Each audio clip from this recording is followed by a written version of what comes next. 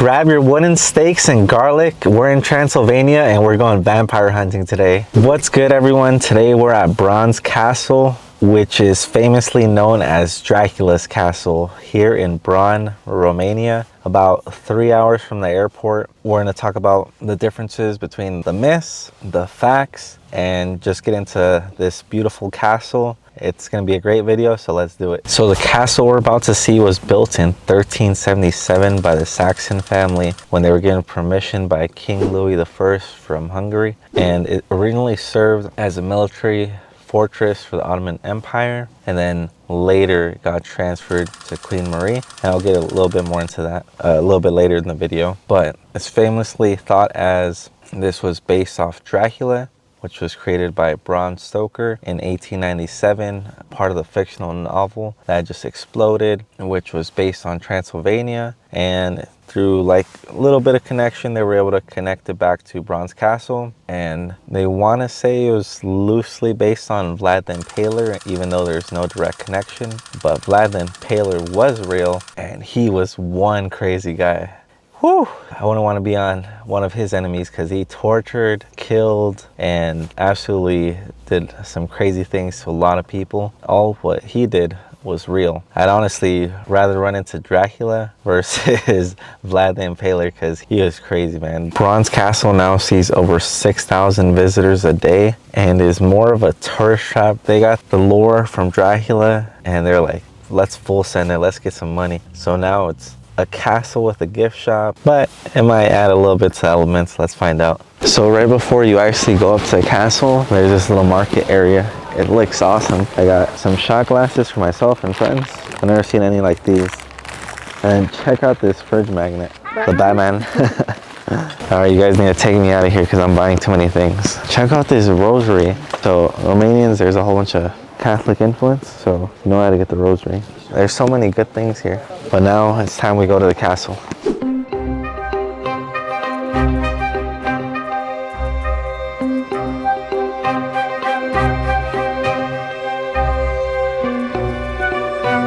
So I didn't film it, but there's like a haunted house over there. And as soon as you go past the entrance, it opens up a little bit.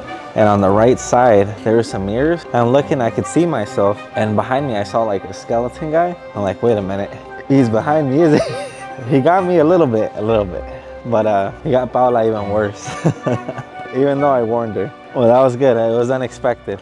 As usual, got kicked away. They close at 4 today. On Google Maps, it said 6. But the good thing is the Airbnb is like 30 minutes away. So I'll just come tomorrow morning.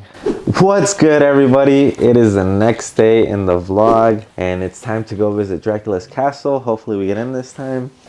Let's get on the road.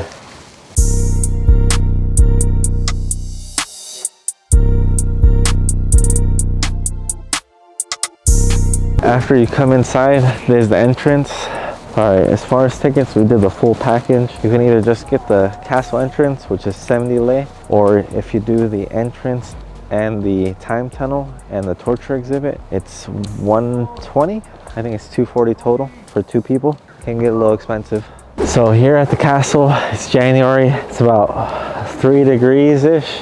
And whew, I could feel my lip getting a little numb. So the mustache isn't doing enough to protect me.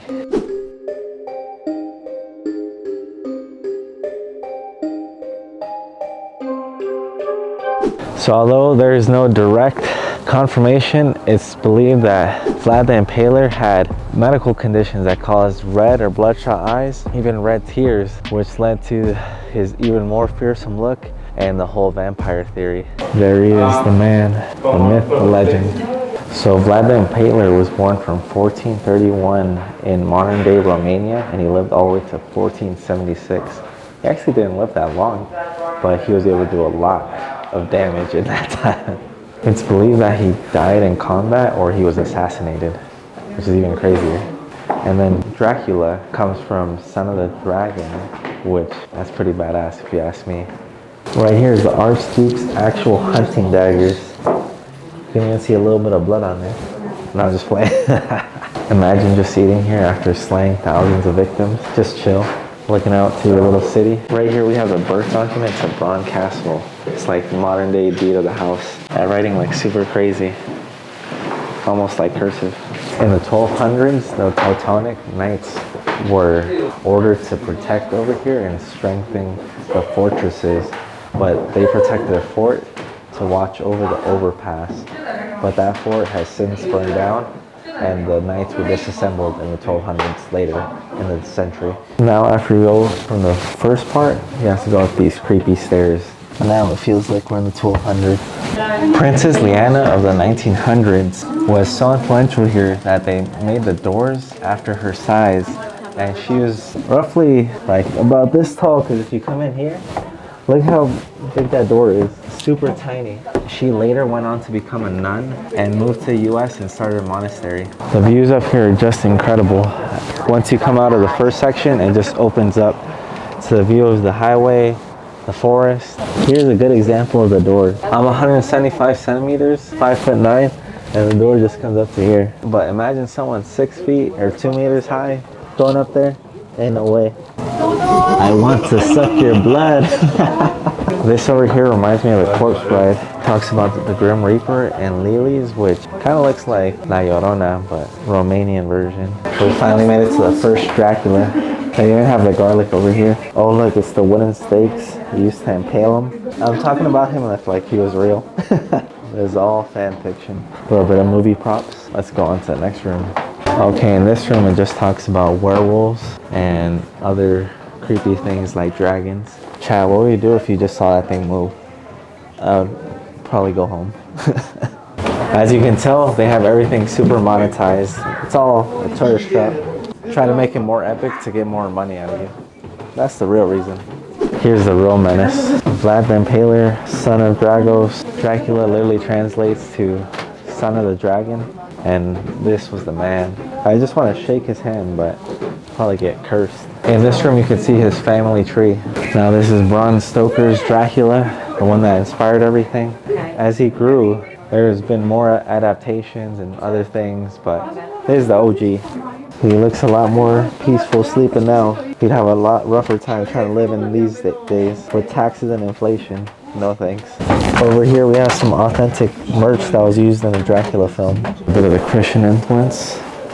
We got a crown. So this is what I'd be winning when I win at Fortnite? That's crazy. Bran Castle actually has 57 rooms. As you go through, there's just living room, bedroom, living room, living room. We made it to armory where you got shields and all these medieval weapons. I would definitely get the longsword and maybe this mallet thing.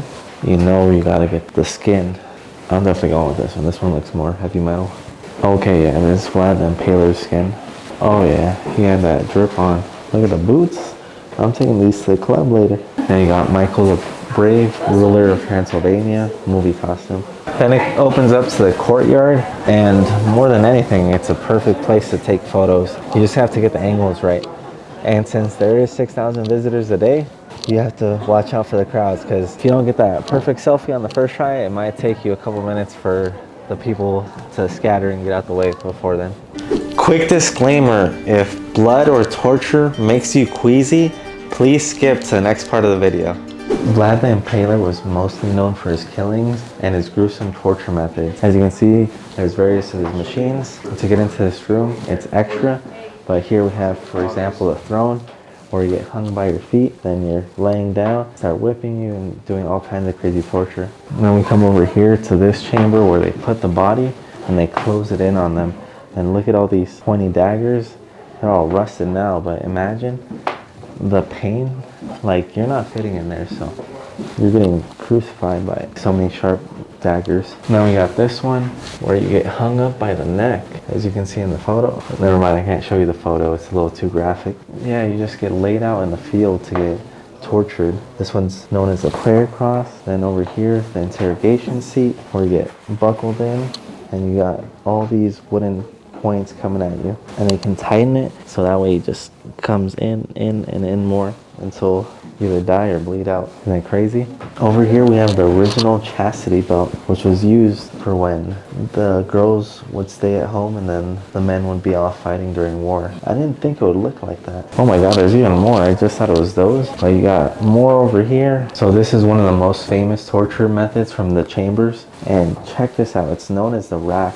You get tied up from one end and you literally get extended by about 30 centimeters until the person explodes. Oh my god. And then you can make it even worse by putting this on here. Not only are you getting stretched out, but you're getting just stabbed endlessly. Pretty brutal.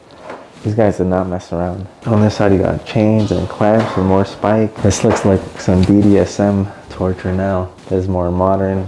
It doesn't have any actual pointy things, so you're not getting stabbed, but I'm sure they found ways to make it gruesome. On this side we have about the most medieval and more simplistic way of doing torture. You hang the person up by their feet and you literally saw them in half, starting in between the legs, going up. I can't even imagine the pain, and it's all done with a saw like this. On this side you have the mask of infamy. Different options, but basically when they would do public torturing, the person would wear this that was guilty, so that way the people watching, spectating, can know that the person had committed a crime. This one's probably the craziest one. It kind of looks like a pig. Times were definitely different back then. Each of these torture devices are so unique, and they find the way to cause the most amount of damage. Here they would put the person's knees and fold them in where your leg is folded and just start closing it in. Over here is the last torture device. I call this the seat of shame, but it's called like rote.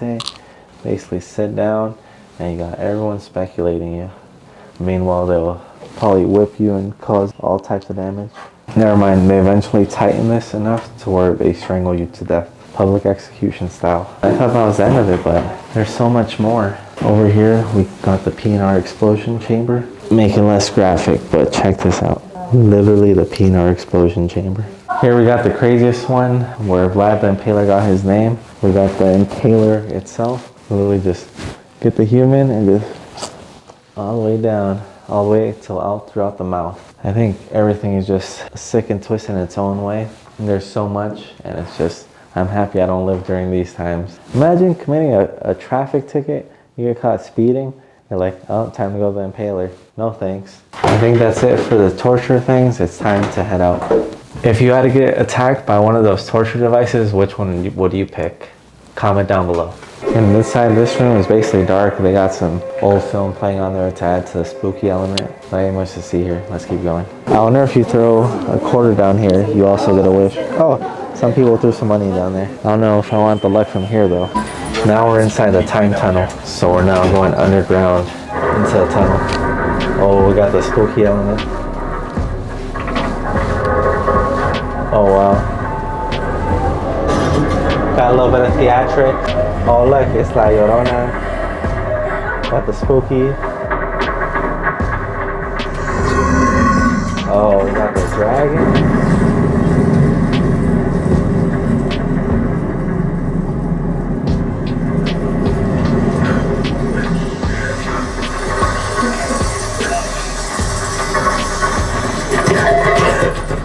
Oh, looks like we made it.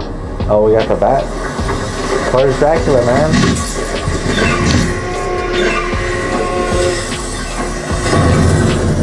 They did that whole time tunnel and did not show Dracula once. I'm a little mad. Now in this time tunnel, we got all the theatrics. Nothing really impressive. It's a hall down here. Oh, look at the knights. Those look pretty badass. Over here we got my boy who just got off the ship. This ain't no Dracula, man. I could have been a better actor than that. So the tunnels lead to the gift shop. Got different souvenirs, dragons, paintings, even stick-on tattoos. A puzzle set, if you mind. Let's see. This 40 lei, $8. Not bad. I was expecting it to be worse. Some socks. Oh, now these are some cool shot glasses. Check this out. It has dragons, and this one has the knights. Oh look, you got the love chalice. Till death do us part. That's basically it for Bran Castle. Mostly tourist trap. There is some cool story with Vlad the Impaler and some of the history if you actually want to read the different scriptures. If you read all of it, you're gonna be there for hours. If you don't read it, it could probably take you half hour to an hour, depending on how many pictures you want to take. Let me know what you guys thought of the video. If you want to see more of this content, make sure to subscribe. I'll see you guys next week. Peace out. All right, thank you guys for watching. Make sure to like, comment, subscribe, check out the rest of the content, and I'll see you guys in the next one.